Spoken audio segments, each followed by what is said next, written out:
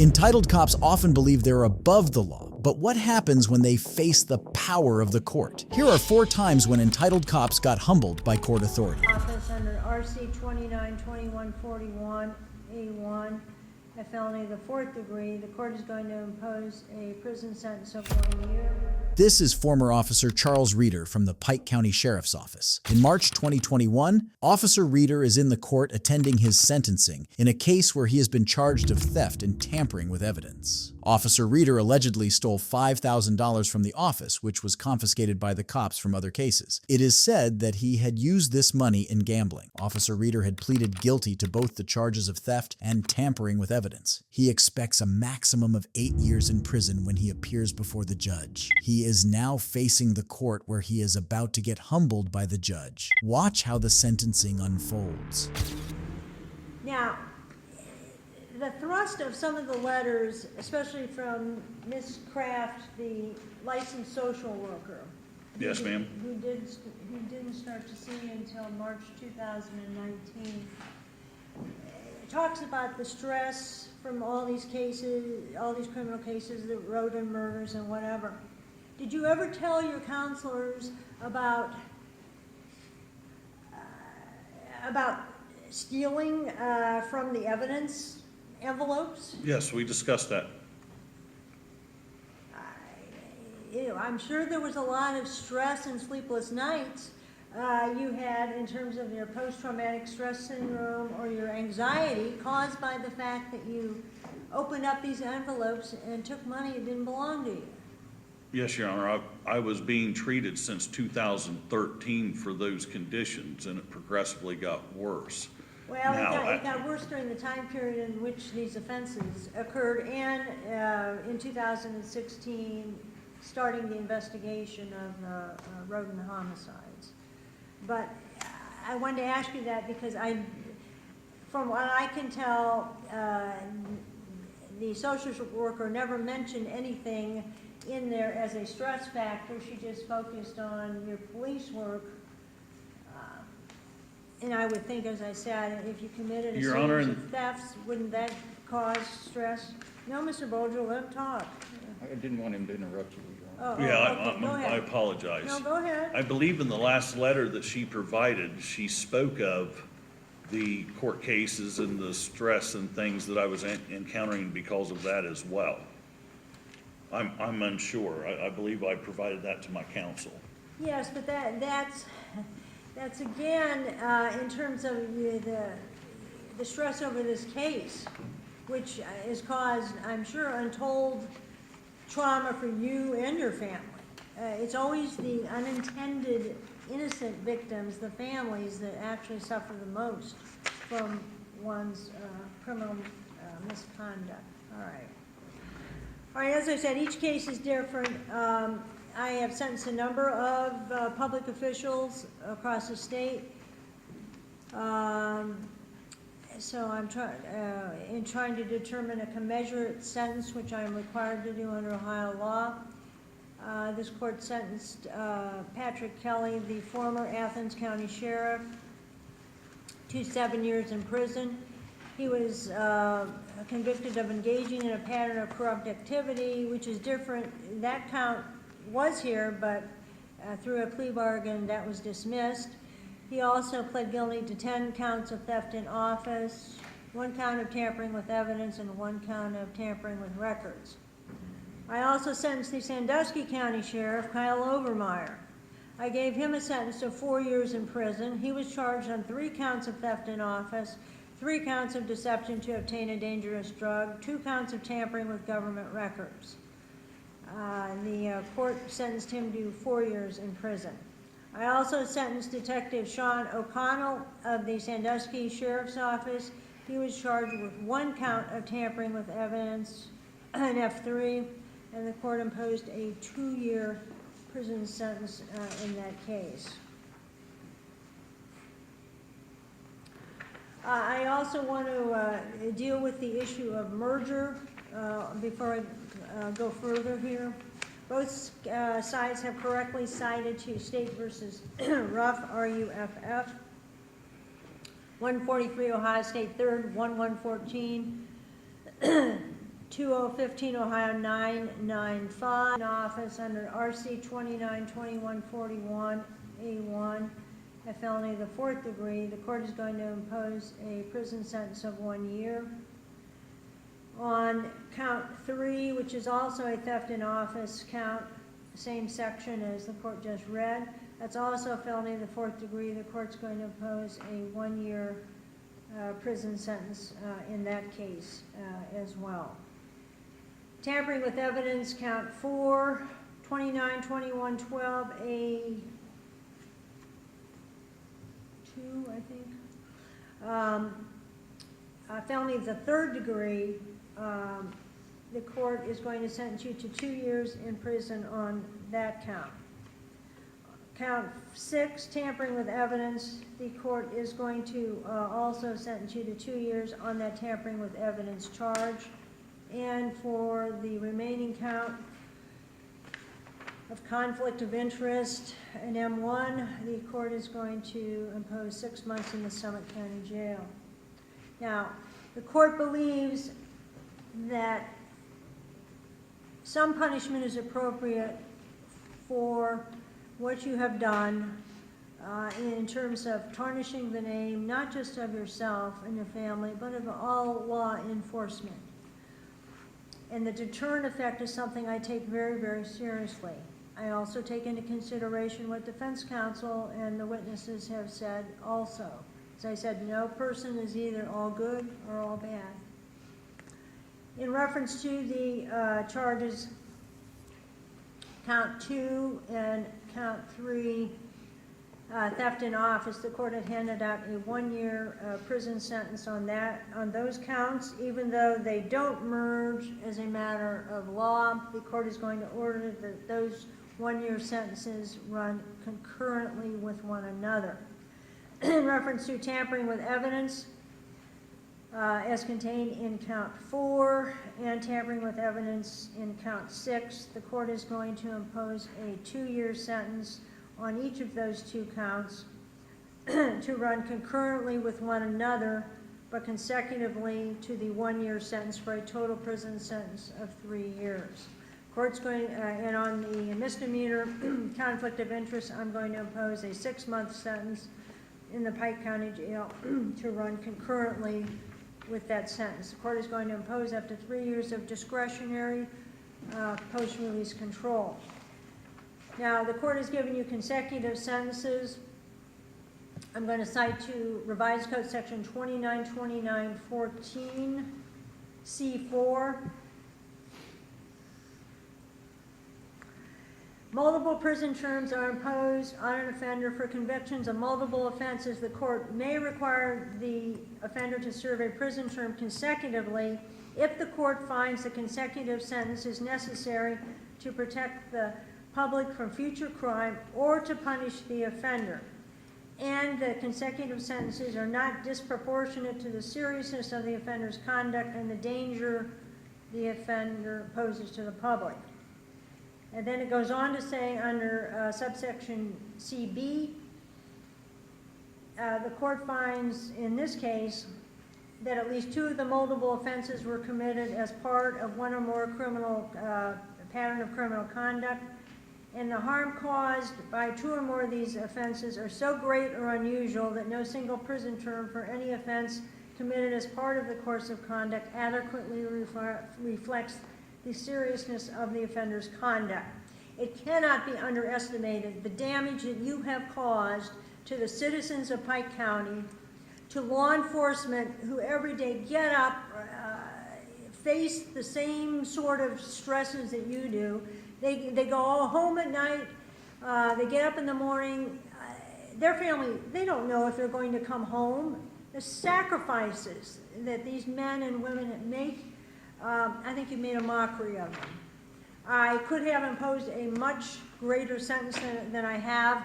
As I said, I've taken into consideration some of the mitigating factors, but punishment is appropriate. To sentence you to, I consider the minimum. However, to sentence you to anything less than 3 years in prison would demean the seriousness of the offense and not adequately protect society from future criminal conduct by yourself and others. You have the right to appeal the court's judgment and sentence in this case, Mr. Reader. If you do not have the funds to file a notice of appeal, the court will provide those funds to you. If you cannot afford counsel to represent you on appeal, the court will provide counsel to you. If you cannot afford the documents or the transcript, the court also will provide that to you, and I will appoint an attorney if necessary to file a notice of appeal within 30 days. Mr. Bolger, have you talked to your client about whether or not you are going to represent him in the event of an appeal? No, Your Honor, we have not. I didn't think that such a discussion would have been useful until sentencing was pronounced. If you are you need to notify the court immediately if you're going to stay on the case for purposes of the appeal. If he is indigent, as I said, the court will appoint an attorney, and I will furnish the transcript and the records if need be. In the event you do represent him for purposes of appeal, I would instruct you, Mr. Bolger, to file a notice of appeal within 30 days of this sentence.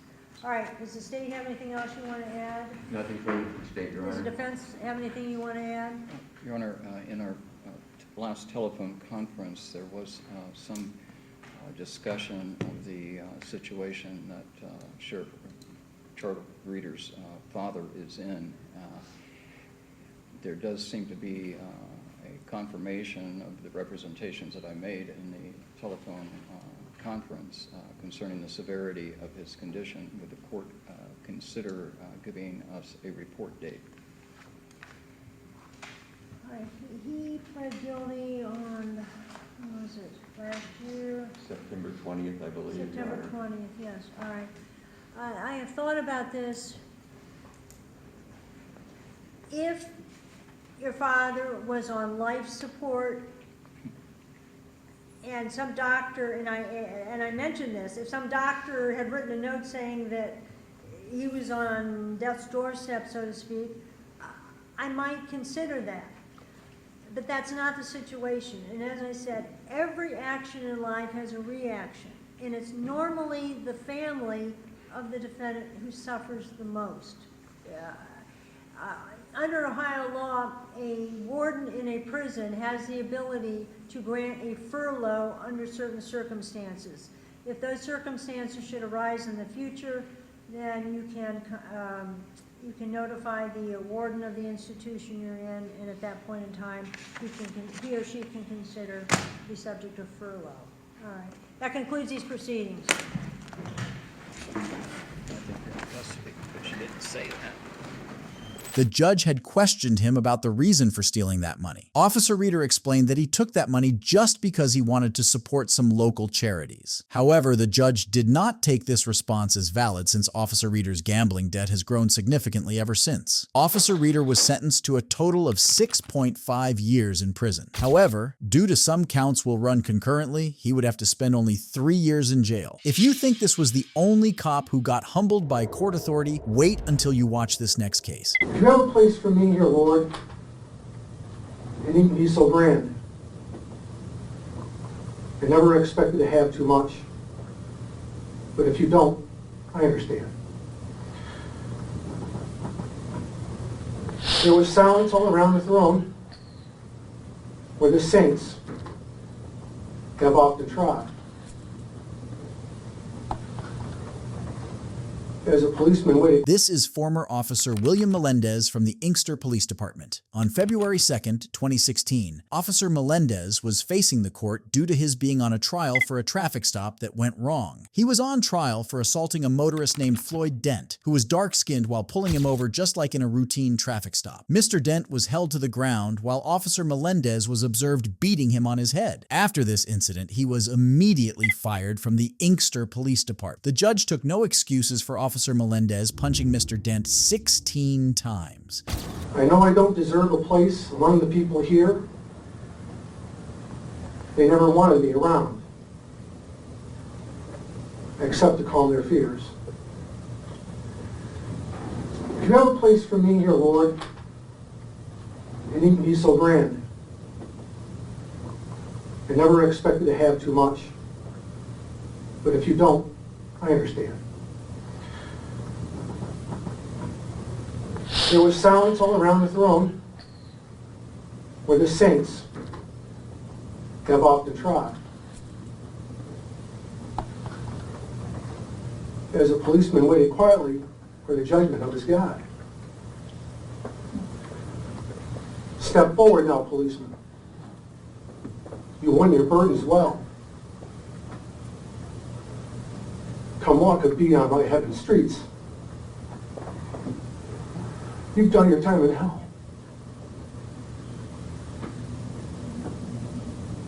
Your Honor, thank you. I submit to your judgment. Thank you so much.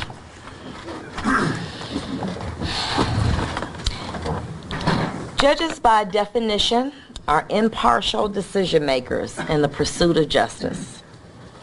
They are to examine both sides and fashion punishment that is proportionate to what is morally acceptable to all the parties involved, the victim, the public, and the defendant. I'm going to start out with Mr. Dent. The victim involved in this tragedy is a 58-year-old black man who was driving his Cadillac in Inkster, a suburb of Detroit. On the evening of January 28, 2015, where his life changed forever. He was stopped by the defendant, a then Inkster police officer, and his partner, Officer Zelenowski. Mr. Dent was stopped for a minor traffic offense and ordered out of his vehicle.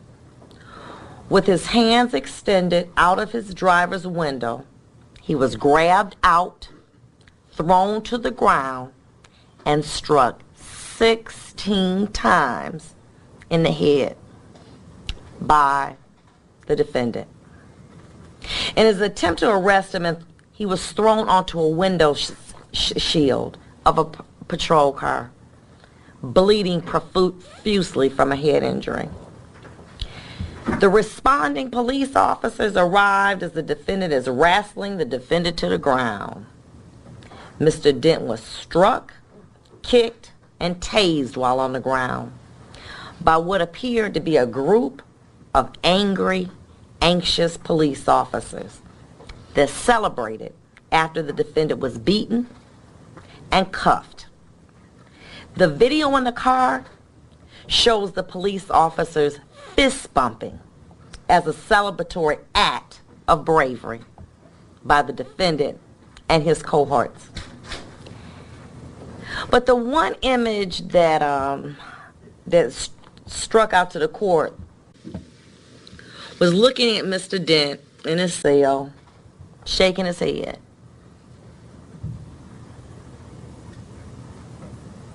In disbelief of what had occurred to him. If his conduct was indicative of what he was thinking, I would have thought this: what crime did I commit? Being a black man in a Cadillac, stopped for a minor traffic offense by a group of racist police officers looking to do a nick. As Police Officer John Zelenowski, auxiliary police officer, testified in court too, in his response to a text, was quoted as saying, "At least give me the satisfaction of knowing that you're out there beating up right now. LOL." How humiliating and degrading that must have been. He was left in a cell for a number of hours before getting medical treatment.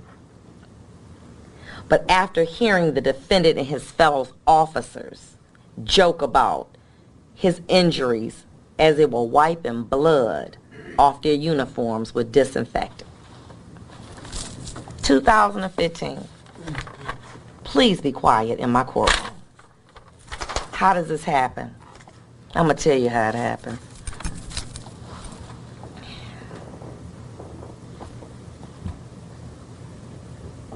Some years ago, 19 to be, well, 25 to be exact. I remember coming into this building with such enthusiasm, so excited. You caused your lovely wife heartache, and you caused Mr. Dent severe anguish. And finally, in the words of Vicki Yost, your commander, accountability is required to ensure continued community trust and healing. Today, I can only punish your conduct, but only you and God can change your character. I've had an opportunity to listen to both sides. And I had to say this because I didn't say this during the trial. But it was my privilege to be able to oversee this trial because I had great lawyers. And great lawyers make jobs real easy. At this time, I am going to commit you to the Michigan Department of Corrections. However, after weighing the allegations in this particular matter and looking at all the circumstances, including what you've done and who the person I really believe that you are, I'm going to commit you to the Michigan Department of Corrections as to count 1 for no less than 13 months, no more than 10 years. As to count 2, I'm going to give you 90 days credit for time served and close it out. The court's going to give you 85 days for credit. You have 42 days to appeal my decision. That concludes this matter. Thank you.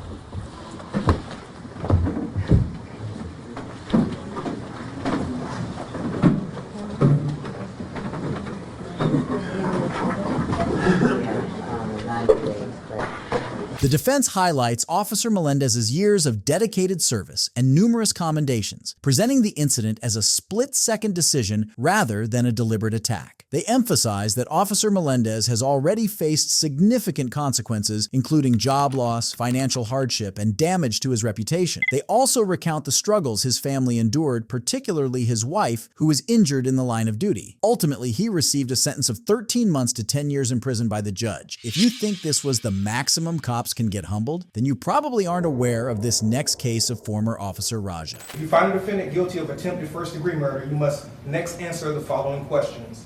Did the state prove beyond a reasonable doubt that the defendant actually possessed a firearm? Yes. Did the state prove beyond a reasonable doubt that the defendant actually discharged a firearm? Yes. Did the state prove beyond a reasonable doubt that the defendant, in discharging the firearm, actually caused great bodily harm or death to Corey L. Jones? Yes. So say we all, the 7th day of March, 2019, in West Palm Beach County, Florida, signed, jury, foreperson. This is former Officer Newman Raja from the Palm Beach Garden Police Department. Officer Raja was at the court about to be sentenced in a case where he was involved in the killing of an innocent motorist named Corey Jones. Officer Raja, in plain clothes, drove an unmarked van the wrong way up a highway off-ramp before dawn, stopping just feet from Mr. Jones's stalled SUV. According to the prosecutor, Officer Raja never identified himself as a police officer and acted so aggressively that Mr. Jones likely thought he was facing a carjacking or deadly threat. Mr. Jones, a housing inspector and part-time drummer, had been returning home from a nightclub gig when his vehicle broke down. Days earlier, he had purchased a .38 caliber handgun to protect his $10,000 drum set in the SUV. Officer Raja fired 3 initial shots, prompting Jones to flee down an embankment. Prosecutors state that Mr. Jones threw his gun, later found 125 feet from his body, but Officer Raja fired 3 more shots 10 seconds after the first round. Mr. Jones was fatally struck by a bullet to the heart. Watch how the sentencing goes. Everybody have a seat. Good morning to everybody. At this juncture, are both sides ready? I believe we have a verdict? Yes, sir. Okay.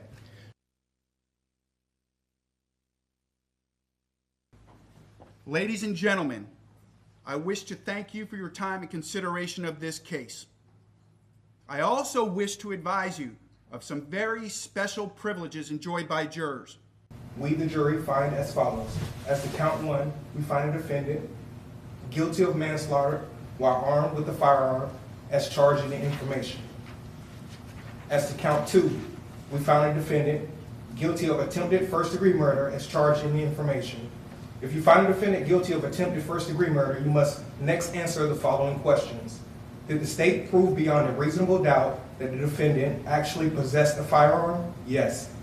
Did the state prove beyond a reasonable doubt that the defendant actually discharged a firearm? Yes.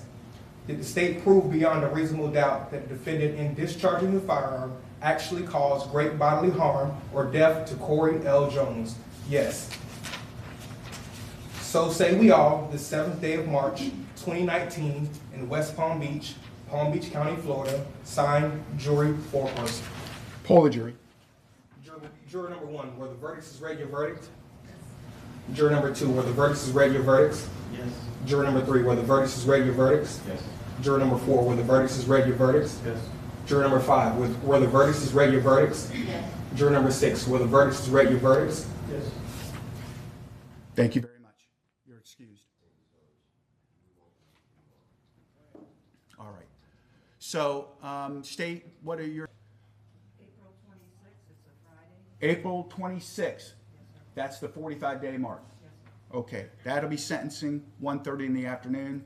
And in between, I'll leave it to the lawyers to contact my office to set up whatever hearings need to be conducted regarding post-trial motions.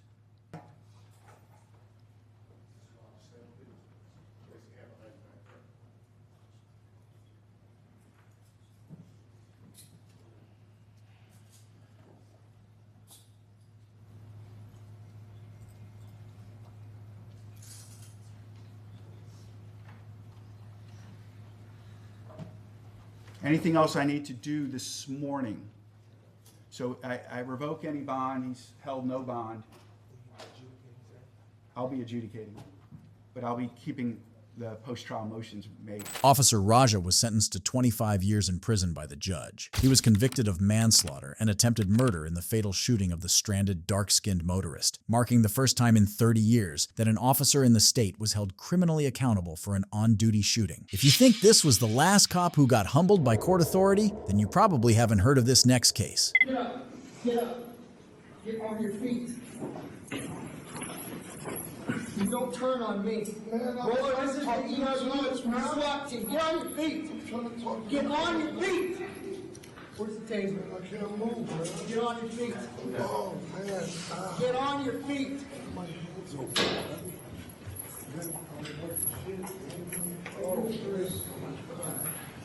Don't turn on me. This is Officer Brady Lovingier from the Denver Department of Public Safety. Anthony Waller experienced a disturbing incident during his first advisement hearing in Denver, Colorado. Accused of several crimes, including false imprisonment and assault at a motel, Mr. Waller appeared fully shackled in handcuffs, leg irons, and a belly chain before the judge. When Mr. Waller requested clarification on certain points, Officer Brady Lovingier placed a hand on his back, reportedly to guide him toward the clerk to sign the paperwork. Uncomfortable with the physical contact, Mr. Waller turned to Officer Lovingier and asked why he was doing that. Suddenly, Officer Lovingier grabbed him by the belly chain and forcefully slammed him face first into a metal window frame. As Mr. Waller was dragged into the hallway, he cried out saying he was injured. The assault left him with a head wound and broken teeth. False imprisonment, assault in the third degree, assault as a class 2 felony, and a misdemeanor charge as well in possession of drug paraphernalia. Thank you, sir. Yes, ma'am. I'd like to object first. If I'm under investigation, I thought the investigation came first, and then the arrest came. Right, but they have 3 days.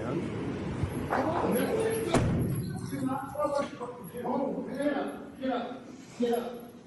Get on your feet. You don't turn on me. Roller, this is the ERU, it's SWAT team. Get on your feet. Get on your feet. Where's the taser? I can't move, man. Get on your feet. Oh, man. Get on your feet. My hands are...